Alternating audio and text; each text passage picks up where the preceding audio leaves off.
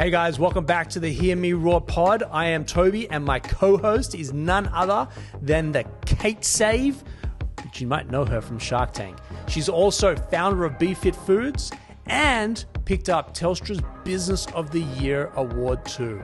Kate? Well, Tobi, you've got a super impressive CV, 25 years in global commercialisation experience, and you founded Creative Cubes, Australia's leading co-working space and real estate business. All right, let's get on with the pod. Kate?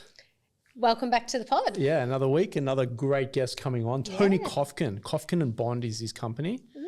I've known Tony for a long time, a long time. I want to say I've known Tony since 2003, maybe 2004. Well, I heard he holds a world record. Do you hold any records? Not that I can talk of. No, I don't either. No. But can't wait for him to share. He's an amazing guy. He actually has his own podcast as well. So it'd be great to have him on. What's happening in your world otherwise? Traveling, actually. Yeah, you're so heading excited. away later today? Yes, I am heading to Tassie, actually. That's right. Yes. And I'm going to see you in Adelaide, I think, in November. Absolutely. I want you to be there for Pitch for a Spot. Cannot as wait. a guest judge. I did a venture crowd one the other week. Oh, yeah? I loved being on the shark side of Shark Tank instead of being in the tank. Yeah. It was great. Super interesting. Actually, Nick Bell and Tony Kofkin got together and have done some stuff together. Was Nick a shark when you were on? No. But I have interviewed Nick on the show. And no, I had Janine Ellis and Naomi from Red Balloon, Steve Baxter, Glenn from the Pet. Yeah. And the American guy, I forget his name. I actually never watched the Australian version of it. Mark Cuban was my guy when I was watching the US. In fact, Cubes was named after Cuban. Yeah, I know it's like Creative Cubes, creative being the people inside the office cubicle. Oh, wow. But actually, he was on Shark Tank and he laid out an entrepreneur and I went, oh, Cubes, you didn't. I went, hold on a second, went straight to GoDaddy and bought the domain. Oh, so that's my Shark Tank sort of parlay. But so someone hit the dust and you jackpotted from that? Well, yeah, it was just how he called him out. I went, oh, Cubes, no. Yeah. And I was like, Cubes, cubicle, office cubicle, toilet. Yeah. Creative Cubes. Love it. We will hear from our guests, or actually our partners at Rise, and then we'll have our guest, Tony Kofkin, on after the break. Guys, I want to introduce you to Rise, a business cohort like no other. So what is the Rise Network?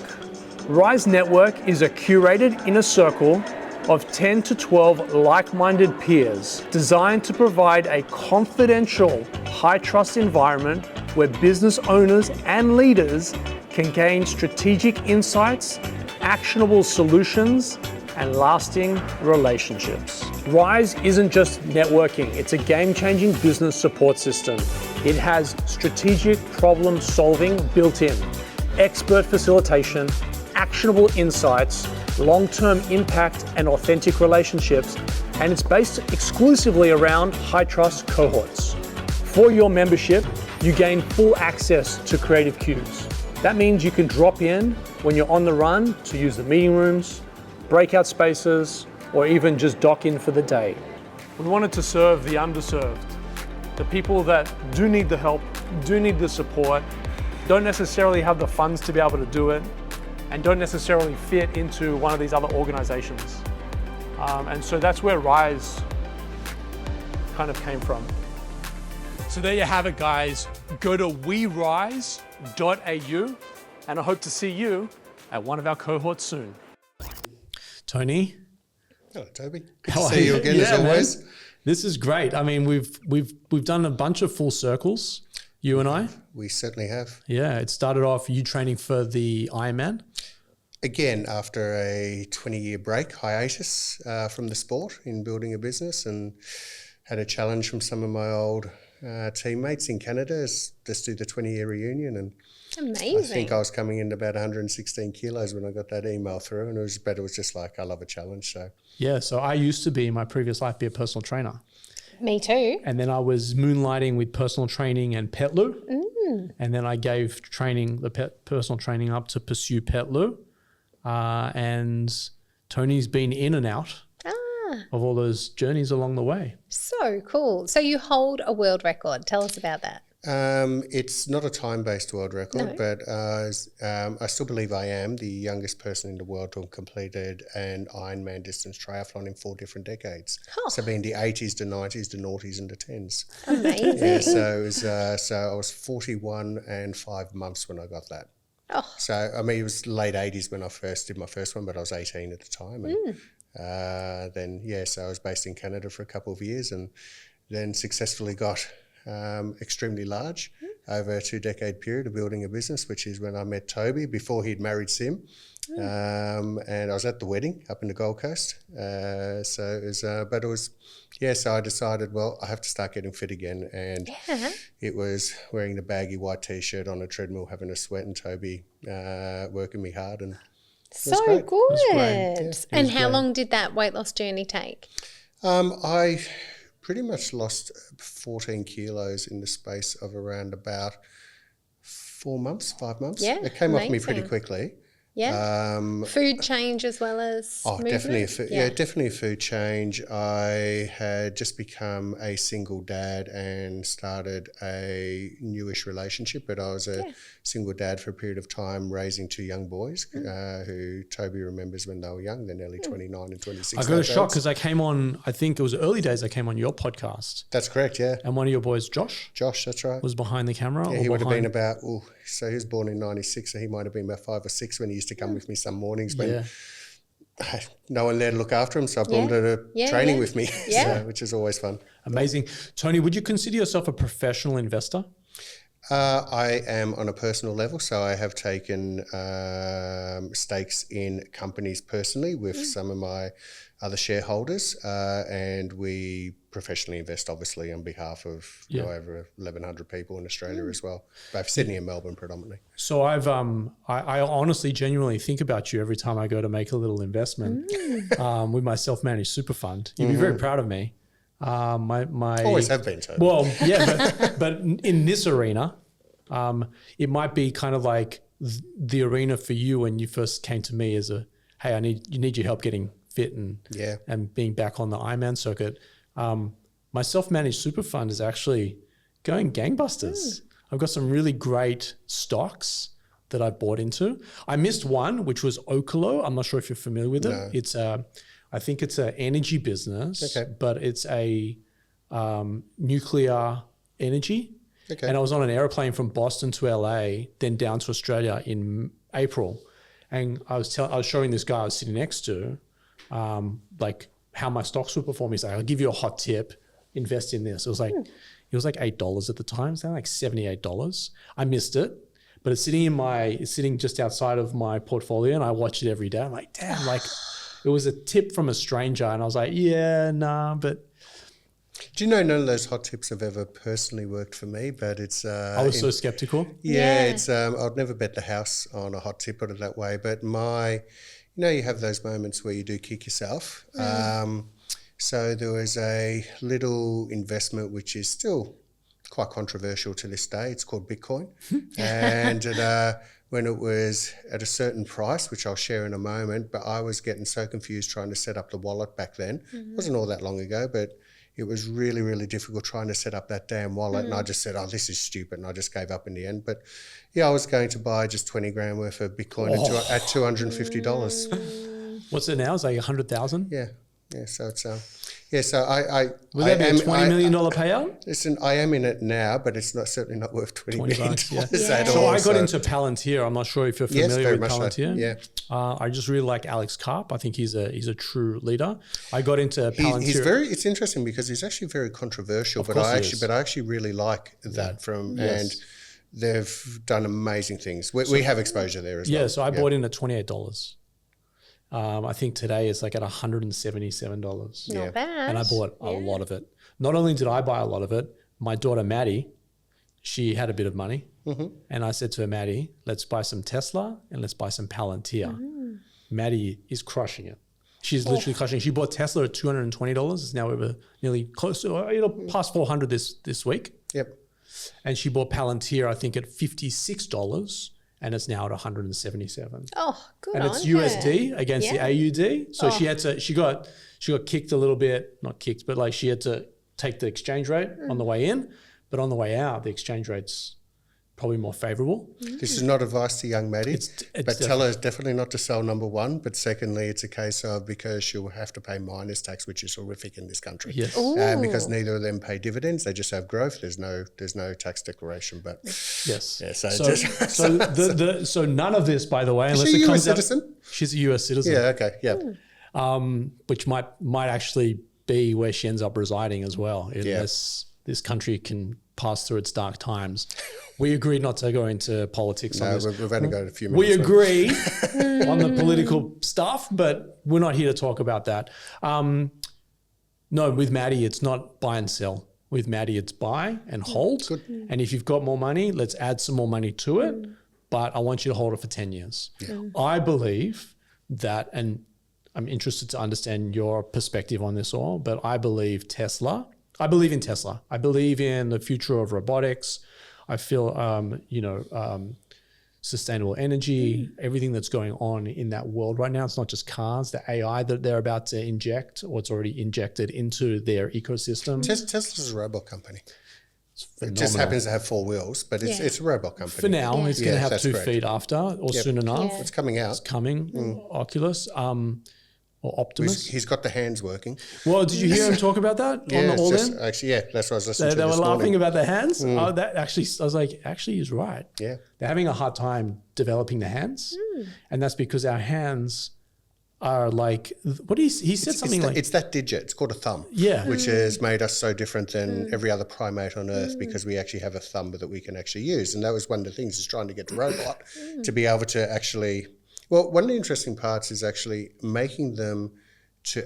Humans have created the world we live in today. Yes. And the basis behind that is, so why try to create something which is going to change everything that humans have created? So the idea of actually making robots that actually have movable thumbs like we do.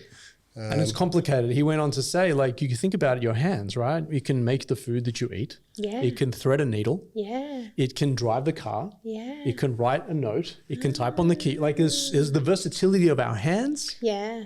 They're having a hard time with the final development. They're very close to it. See, with my hands, I used a keyboard with only 1 thumb, 2 fingers, and 2 fingers. Right. so I can't use all of them. Yeah, fair enough. But to the point, it's quite challenging. But I believe Tesla will be somewhere, if it doesn't split and it stays as it is today, it's trading at just under $400. I can see that being by 2030 in the closer to $3,000 a share. It wouldn't surprise me, at least within the next couple of years, so in this term of presidency, if he actually looks at merging all of his companies into the one.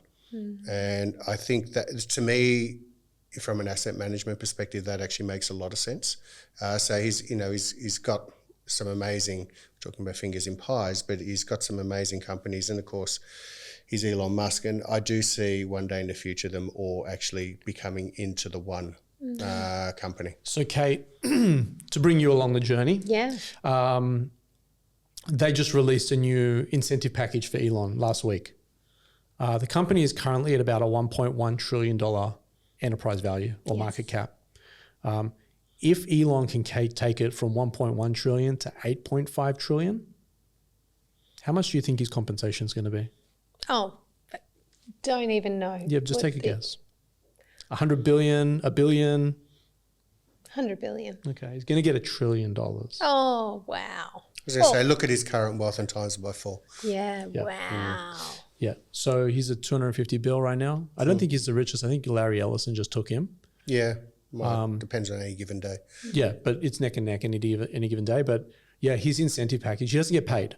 But if he gets to 8.5 trillion of market capitalization, so I think, Tony, you're onto something where he may not be able to literally get there in the current structure. He may have to make some acquisitions to package it all up. They also didn't think he would make his last incentive. And then they tried to take it off him. Well, one individual did who owned $4,000 worth of Tesla shares. Crazy, right? Well, you can take it to court. That's exactly what America, it did. unbelievable. So it's the land of wealthy lawyers.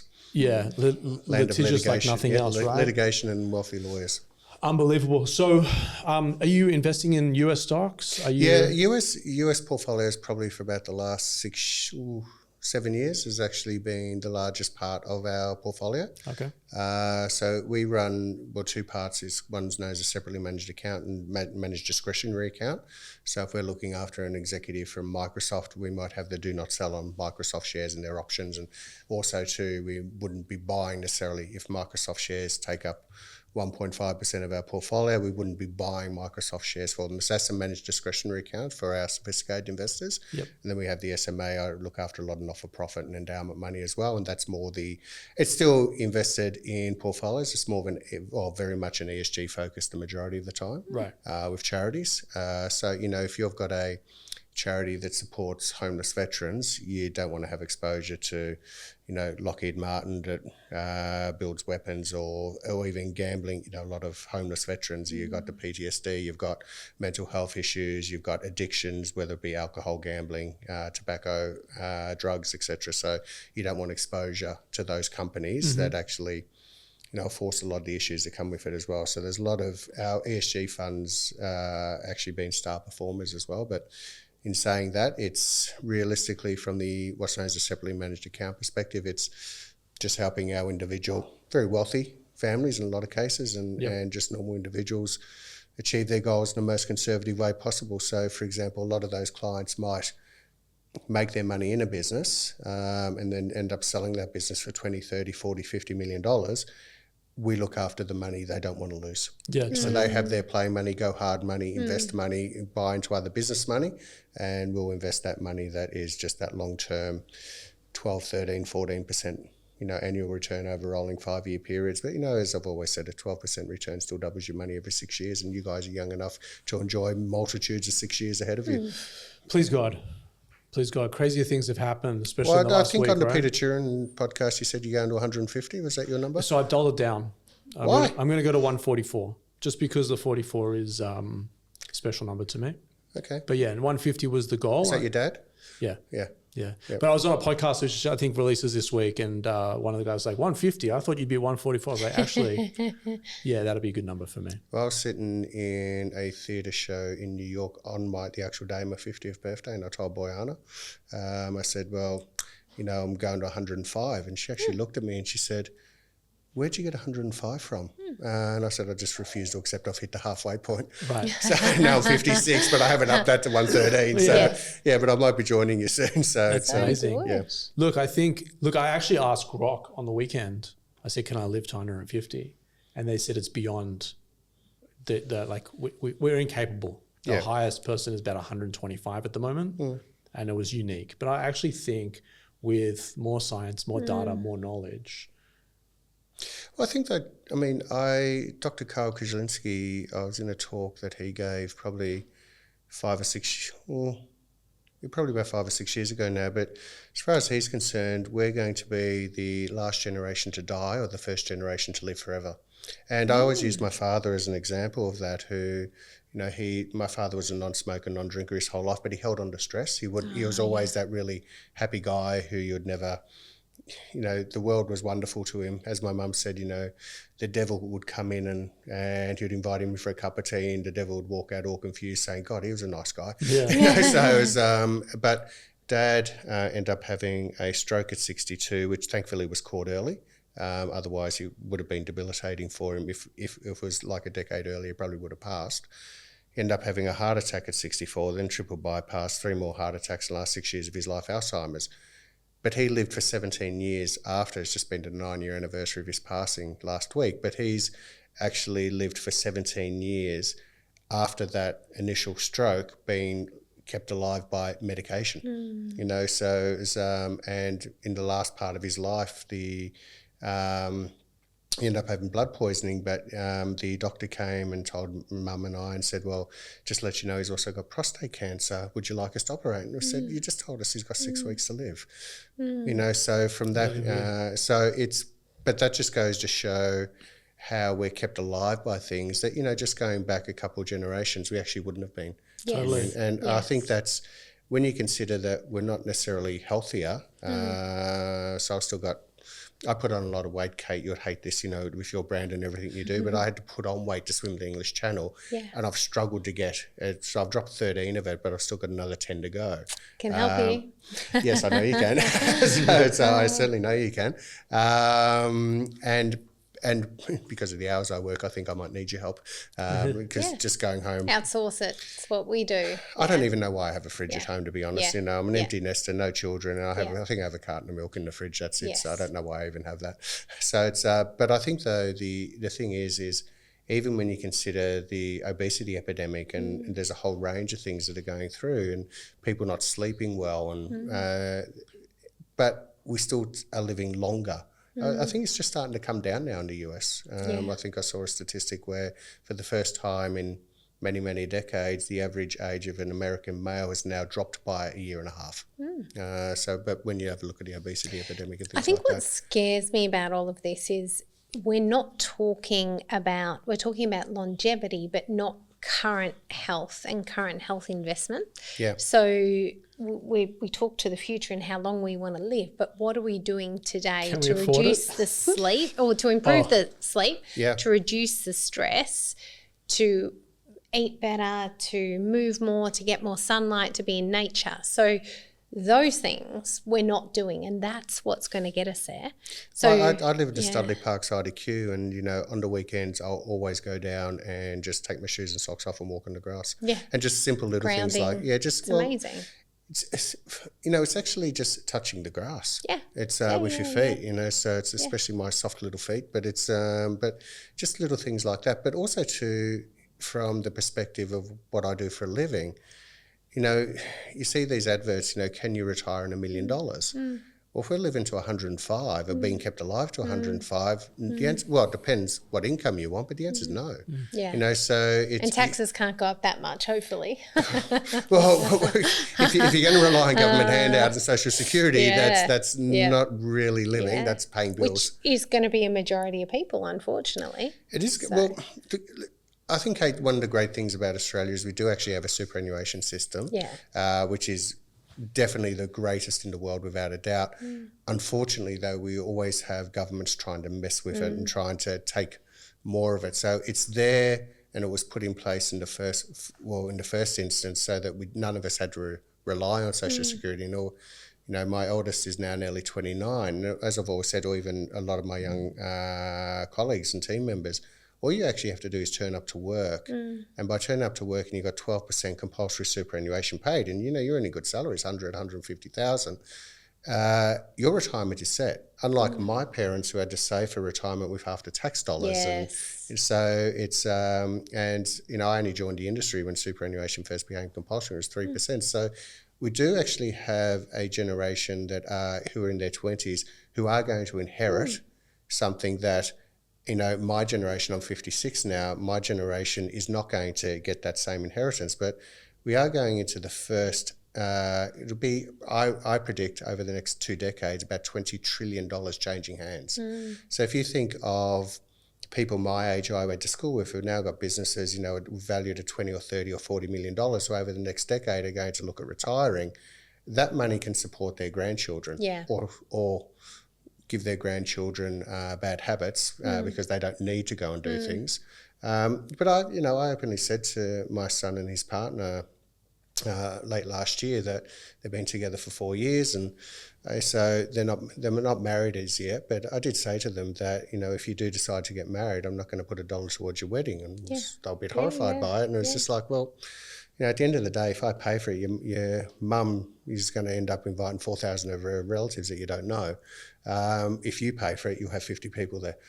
So it's, we paid for our own and had 50 people. And that's exactly right. But I think, though, I did say that if you bless me with grandchildren, I'll pay for their education no matter what schools you choose. So from my perspective, I might have to live to 105 if they give me a lot of grandchildren. But it's more the fact of that, that education can actually set a child up for life and actually take pressure off Josh and Gabby, and if Jeremy was to ever get married as well. But it's actually more the fact that from that intergenerational wealth transfer, that's something that our parents couldn't necessarily do. Yeah. But they're going to turn up to work. They're going to have a superannuation fund. They not have to worry about their retirement. They have to pay a mortgage. But at the end of the day, they are also going to inherit something that, say, my generation wouldn't. Yeah. Phenomenal. Yeah. Kofkin and Bond. Yep. I'm going to link all of the details to connect with Tony, both on LinkedIn and his website. And we'll also link your podcast. So if you want some of... I think it was about a year and a half ago, maybe 2 years ago, you came on as a guest. Yeah, I think it was something like that. Yep. How did that rate? Very well, of course. it's Tobi Skovron. He's one of the most well-known person on earth. I went to this thing the other night. I'm still out there hustling. I got invited to this Gabby Leibovich, founder of Catch. Yep. We're going to have Gabby on. Yeah. Yeah. He invited me to his office and he goes, come and network and all the rest of it. And I was like, cool, I'll show up. So I showed up. The amount of people, oh, you're the guy from LinkedIn. Oh, you're the guy from the podcast. Oh, you're the guy from the vlog. You do a vlog with Gavin Appel.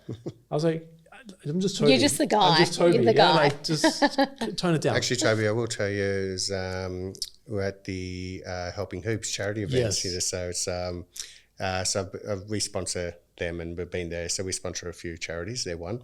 But last December last year, I think it was. So you actually one of the guests on stage, I think, that year. So with Ezzy. Yep. So it's so I came up and we're having a chat, and then went back to the table, and Rob Rivas said, "How do you know Tobi?" And I said, "I've known Tobi for 25 years since he was a young man who couldn't even grow that beard." Yes. But yeah, it's everyone knows Tobi. Hopefully, only all good. Couple of things just to wrap out. I've actually gone. I'm stunned a little bit. So thank you for your kind words. That was amazing. Helping Hoops are actually they work from here. Do they? Yeah. So they've got some open plan desks. Yeah. Yep. My daughter Maddie did their program, Helping Hoops, as part of her 12-13 program. Yeah. Brad Davidson, who's on the board, actually just texted me. He works at the Southeast Melbourne Phoenix. Yes. Okay. I'm a huge fan and a sponsor of the Phoenix. We've had Coach Josh King on the pod before as well. We were supposed to have Nathan Sobey, but they were in Perth last night and he mixed up his calendar. So hopefully we can get him when he's not traveling. But Nathan's the captain and a former Australian boomer. I love basketball. Well, you've always have. Yeah. So anything. So he just wasn't tall enough, but he always has. Well, that's why we call it Hear Me Roar, which is the heart of a lion, but the size of a mouse.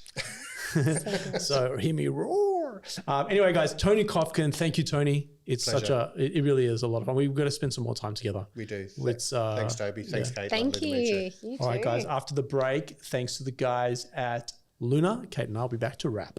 weareluna.co is a great place for you and your business to start off with phenomenal accounting and legal services.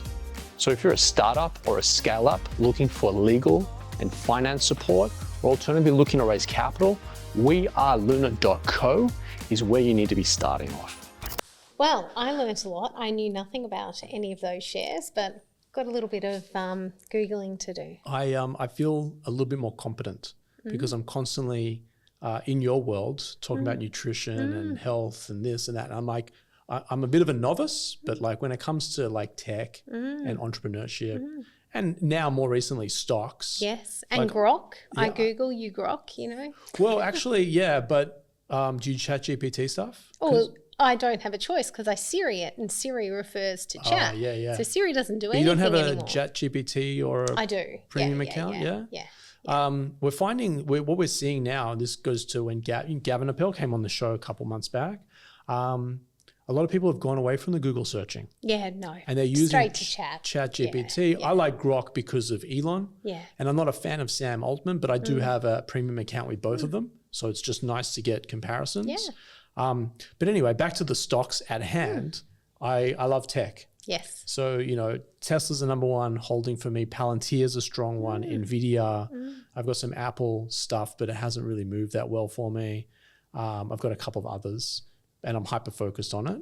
But it was great to kind of have a bit of a flex of a muscle in front of Tony because I feel, you know, when there's other guests coming into this world that you've brought on the show, I feel like I'm so duck out of water. No. Not at all. But Tony's great. Kofkin and Bond is where you can find him. Yeah, I think I need a portfolio. I've got none of this. Well, we need to have a chat, Tony and I, because I'm about to make a pretty serious play on something. Yeah. And would love his advice. So guys, if you're listening out there, go check out Tony.